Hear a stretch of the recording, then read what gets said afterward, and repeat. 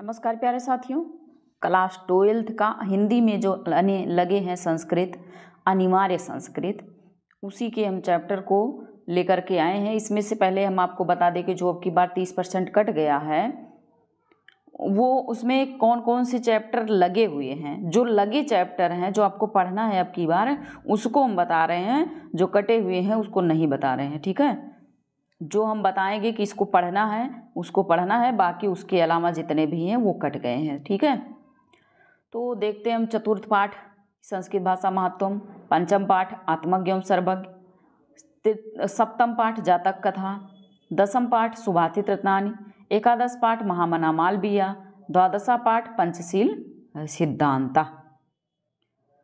तो इतने चैप्टर कुल मिलाकर के हिंदी में जो अनिवार्य संस्कृत है उसमें आपको 6 चैप्टर कक्षा 12 वालों को पढ़ना है, जो बोर्ड एग्जाम में आता है। आप लोगों को सिर्फ हिंदी अनुवाद करने के लिए आता है, ना कि क्वेश्चन आंसर लिखने के लिए।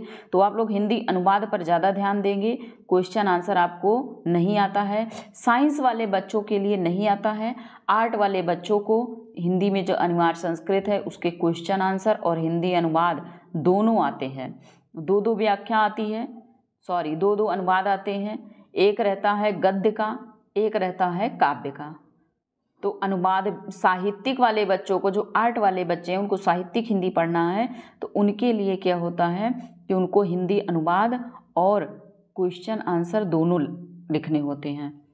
लेकिन जो ये सामान्य हिंदी वाले बच्चे आर्ट वाले हैं उनके लिए सिर्फ हिंदी अनुवाद ही आता है, गद्य और पद्य दोनों आता है। गद्य है, जैसे कि ये चैप्टर पढ़ा रहे हैं हम, जातक कथा पढ़ाने जा रहे हैं अभी, तो ये गद्य है, लेकिन जो श्लोक होता है वो पद्य कहलाता है।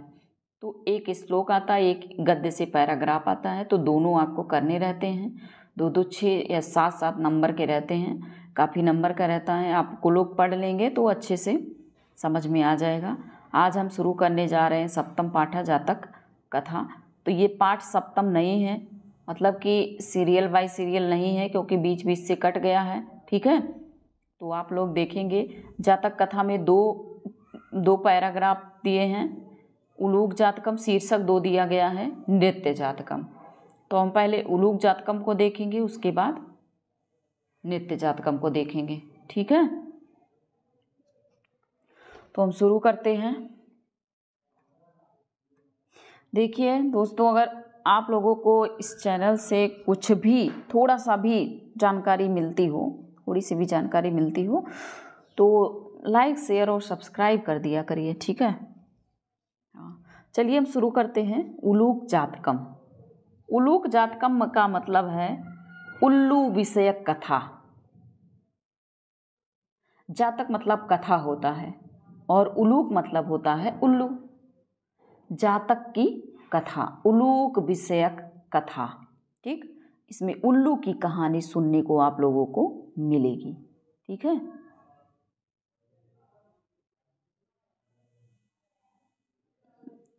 चलिए हम लोग शुरू करते हैं। अतीते प्रथम कल्पे जनाः एकम अभिराम रूपम सौभाग्य प्राप्तम सर्वाकार परिपूर्णम पुरुषम ग्राजानम कुर्वन्। अतीत मतलब होता है बीते समय में, बहुत समय बीत चुका था तब, या प्राचीन समय में, प्रथम कल्प में लोगों ने, जनाः मतलब होता है लोग या मनुष्य, एक अभिराम मतलब एक सुंदर से, अभिराम मतलब होता है एक सुंदर, रूप मतलब रूप वाला, एक सुंदर रूप वाले, सौभाग्य प्राप्त, एक सुंदर रूप वाला, सौभाग्य प्राप्त, सर्वाकार परिपूर्ण मतलब सभी गुणों से परिपूर्ण, पुरुषम पुरुष को, राजानम कुर्वन्, कुर्वन् मतलब होता है किया या बनाया। तो बहुत पुराने समय में मनुष्यों ने एक सौभाग्यशाली, एक सुंदर राजा को, एक सुंदर पुरुष को राजा बनाया, जो सभी कार्यों में परिपूर्ण था, निपुण था। ठीक, कि बीते हुए समय में मनुष्यों ने एक सुंदर, सौभाग्यशाली और सभी गुणों से परिपूर्ण, सभी गुणों से परिपूर्ण पुरुष को राजा बनाया, पुरुष को राजा बनाया। आगे देखते हैं हम। चतुष्पदा अपि सन्निपत्या, सन्निपत्य के बाद एकम है। चतुष्पदा अपि सन्निपत्या एकम सिंहा राजानम कुर्वन्। अब इसका अर्थ क्या होगा देखते हैं कि चौपायों ने, चतुष्पदा मतलब होता है चौपायों, चार पैरों वाले जो पशु होते हैं उनको चौपाया कहा जाता है। तो पशुओं ने अपि मतलब भी, पशुओं ने भी सन्निपत्य मतलब, सन्निपत्य मतलब होता है इकट्ठे होकर के, सन्निपत्य मतलब इकट्ठे होकर के, इकट्ठे होकर के सबने क्या किया, एकम सिंहम राजा न कुर्वम। चौपायों ने, चार पैरों वाले जितने भी जानवर थे उस सब ने इकट्ठा होकर एक राजा को क्या बना, एक सिंह को राजा बनाया।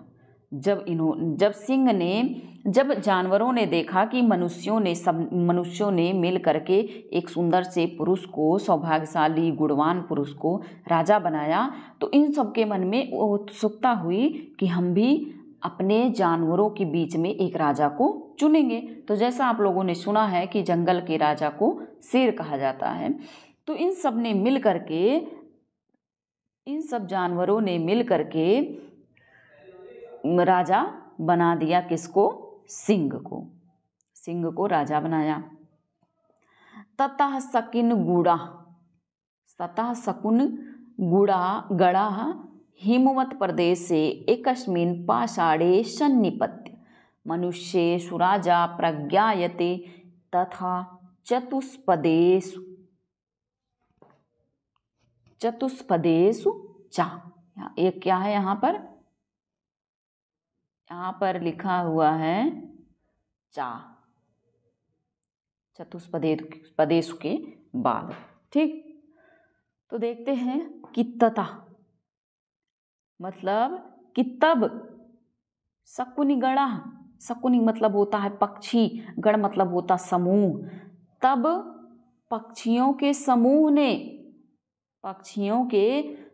ने हिमवत मतलब हिमालय, हिमालय पर्वत सुना है, तो हिमालय प्रदेश में एकस्मिन मतलब एक, पाषाणे मतलब पत्थर पर, एक पत्थर पर, सन्निपत मतलब इकट्ठा होकर।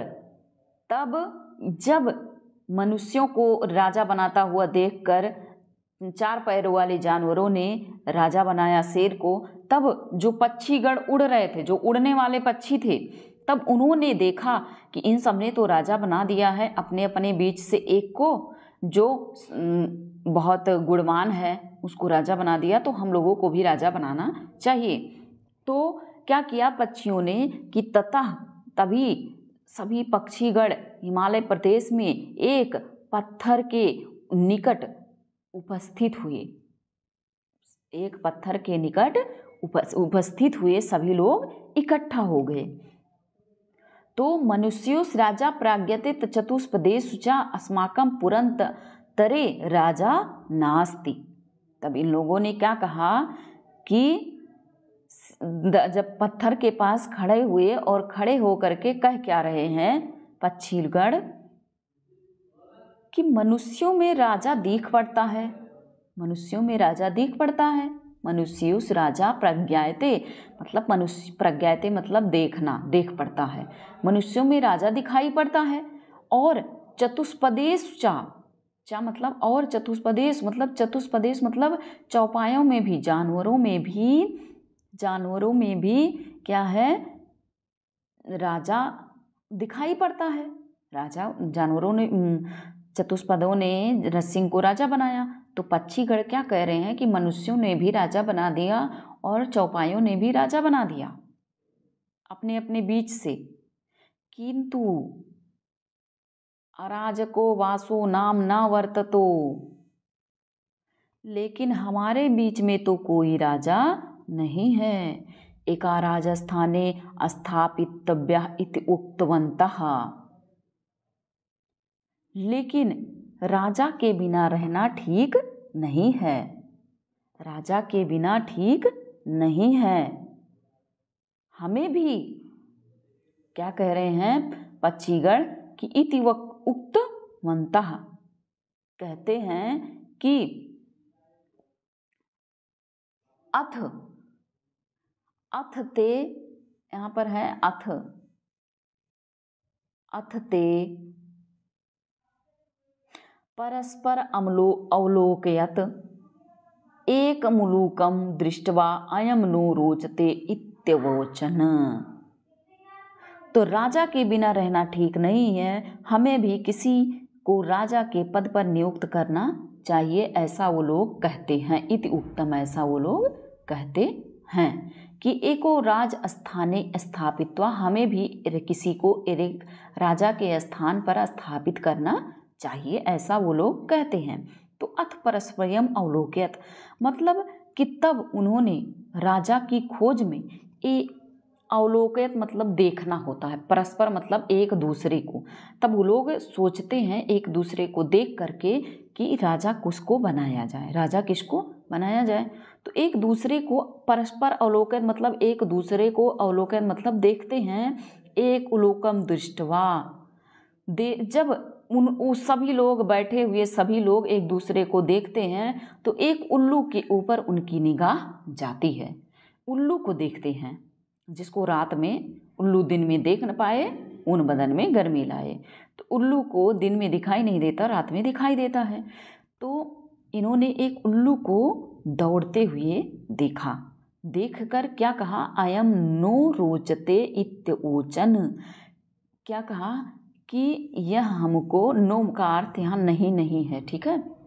तो इन्होंने कहा कि रोचते मतलब पसंद है, यह हमको इत्योचन मतलब इत्वचन, इतना वचन कहा मतलब इतना कहा कि यह हमें क्या है, पसंद है। उल्लू को देख करके कहा कि यह राजा बनने लायक है, यह हमें पसंद है।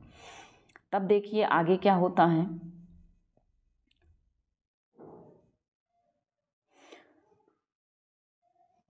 आगे होता है कि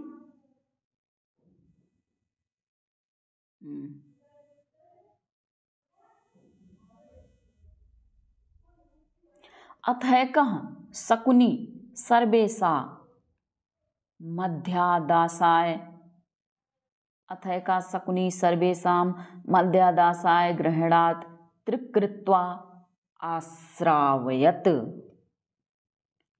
तो क्या होता है कि इसके बाद अथैका, इसके बाद एक पक्षी ने, शकुनी मतलब होता है पक्षी ने, सर्वेशाम मतलब सभी का, मध्या मतलब मत, दशाएं मतलब जान करके, मतलब मत की दशा को जान करके, ग्रहण कर करके, त्रिकृत्वा आश्रावयत मतलब कि जब इसके बाद एक पक्षी ने सबका मत जानने के लिए 3 बार, त्रिकृत्वा मतलब 3 बार किया, क्या किया, आश्रावयत मतलब 3 बार घोषणा की।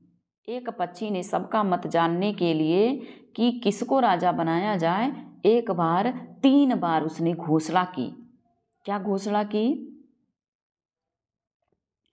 तब ततः एकः काका उत्थाय, तब एक कौवा उठकर बोला, एक कौवा उठकर बोला, तिष्ठ तावत, तिष्ठ तावत मतलब जरा ठहरो, तिष्ठ तावत मतलब जरा ठहरो, तिष्ठति मतलब होता बैठना, रुकना, तो मतलब जरा रुको, जरा ठहरो।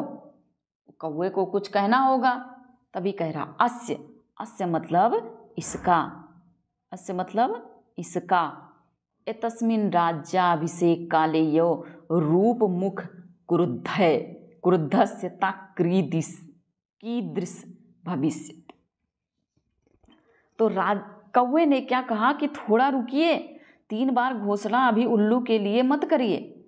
तो ये जो पक्षी था इसने उल्लू के लिए घोषणा किया कि 3 बार उसने कहा कि यही जो उल्लू है यही राजा बनने लायक है, उल्लू ही राजा बनने लायक है, उल्लू ही राजा बनने लायक है। जब इसने 3 बार कहा तो कौवे ने क्या कहा कि जरा ठहरिए, अस्य इसका एतास्मिन राज्याभिषेक काल एवं रूप मुख, मतलब कौवे ने क्या कहा कि इसका राज्याभिषेक के समय ही अर्थात इस अतीव अवसर मतलब इतना खुशी के मौके पर इसका आप लोगों ने देखा होगा कि जो उल्लू होता है उसका मुंह ऐसे फूला फूला होता है, तो वही देखकर कौवे ने कहा कि इतनी खुशी के मौके पर जब इसका मुंह ऐसा बना हुआ है, इतना भयानक बना हुआ है, लग रहा है क्रुद्धस्य, मतलब इसका मुख जो है वो जैसे लग रहा है कि क्रोध में हो रहा है, क्रोध में लग रहा है, ऐसा है।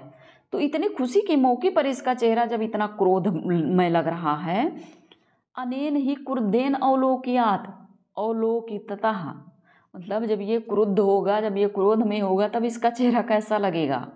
कौवा कह रहा है उल्लू को देख करके कि रुको, अभी इसको राजा बनने के का सौभाग्य अभी नहीं प्राप्त होगा। देखिए ये जो उल्लू है ये राजा बनाने लायक नहीं है, ये इसका मुंह तो ऐसा ही क्रोध जैसा लग रहा है, जबकि ये उल्लास का अवसर है, हर्ष का उल्लास, ऐसी खुशी होनी चाहिए, तो इसका चेहरा तो जैसे क्रोध से भरा हुआ लग रहा है। जब ये क्रोध में होगा तब इसका चेहरा कैसा लगेगा। वयम तप्त कटाहे प्रक्षिप्त स्थिला यू तत्र तत्र यो तत्रयो कष्ट क्षमा, तो इसके क्रुद्ध होकर देखने पर हम लोग तो गर्म कड़ाही में डाले गए तिलों की तरह जहाँ के तहाँ ही जल भुन जाएंगे। किसने कहा ये? कौवे ने कहा। ईदृशो राजा मह्यम न रोचते, या मुझे राजा बनने के लायक नहीं है, या मुझे राजा बनने के लायक नहीं है। गच्छामः, हाँ तुम लोग देखते हैं आगे कि अनेन ही क्रुद्धेन अवलोक्यात् वयम तप्त कटाह प्रक्षिप्त शिला यू तत्र तत्र यो गच्छामः। गच्छामः मतलब होता है जल जाएंगे, प्रक्षिप्त शिला तिला मतलब तिल की तरह, तिल जैसे जल जाता है, काला होता है, और प्रक्षिप्त मतलब डालना। कौवा कहता है कि जब क्रोध से मुंह लाल कर, क्रोध जब ये सच में क्रोध में होगा तो उसको देख करके हम लोग इस तरह से जल जाएंगे जिस तरह से कड़ाही में तिल जहाँ का तहाँ जल जाता है। ईदृशो राजा मह्यम न रोचते, तो कौवे ने कहा कि ऐसा राजा हमको अच्छा नहीं लगता है। तो ना मे रोचते भद्रम वा उलूक अभिषेक वचनम, तो कौवा कहता है कि तुम्हारा, उल्लू से कहता है कि तुम्हारा उल्लू का राज्याभिषेक मुझे अच्छा नहीं लगता। उल्लू वहाँ बैठा था और कहता है कौवा कि उल्लू का राज्याभिषेक मुझे अच्छा नहीं लगता। आक्रुद्धस्य मुखम पश्य कथम क्रुद्धो भविष्यति, इस क्रोधहीन का मुख देखो। आक्रुद्धस्य मतलब बिना क्रोध के इसका मुख देखो, तो क्रोध की अवस्था में किस तरह से होगा इसका मुंह। जब बिना क्रोध के इसका मुंह इतना बेकार लग रहा है, तो जब क्रोध होगा तब इसका मुंह कैसा होगा। सा यो उक्त्वा मह्यम न रोचते इत बिरुवान आकाशे उत्पत्तम,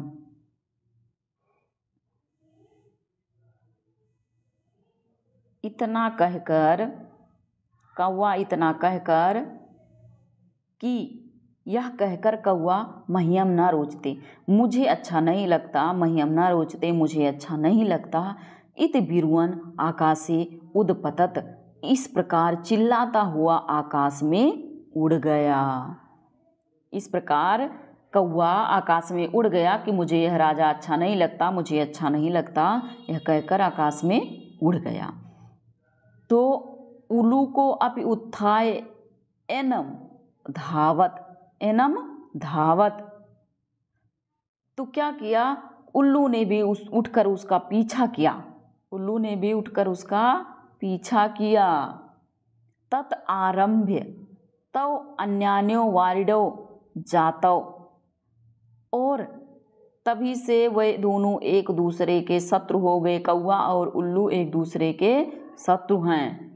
शकुनयः शकुनयः अपि सुवर्णहंसः राजानं कृत्वा आगमन, शकुनया मतलब पक्षी ने, शकुन मतलब पक्षी होता है, पक्षी की पर्यायवाची है शकुन। तो सभी पक्षियों ने क्या किया, सुवर्ण हंस को मतलब सुंदर हंस को राजा बनाकर चले गए। सभी पक्षी मिल करके हंस को राजा बनाया और सभी पक्षी अपने अपने घर चले गए, और कौआ और उल्लू एक दूसरे को खदेड़ते ही रह गए। तो नृत्य जातकम हम अगले वीडियो में पढ़ाएंगे, क्योंकि ये वीडियो बहुत बड़ा हो जाएगा।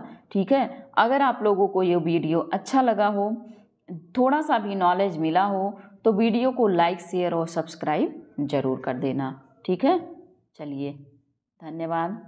पढ़ते रहिए आप लोग, मस्त रहिए। ठीक।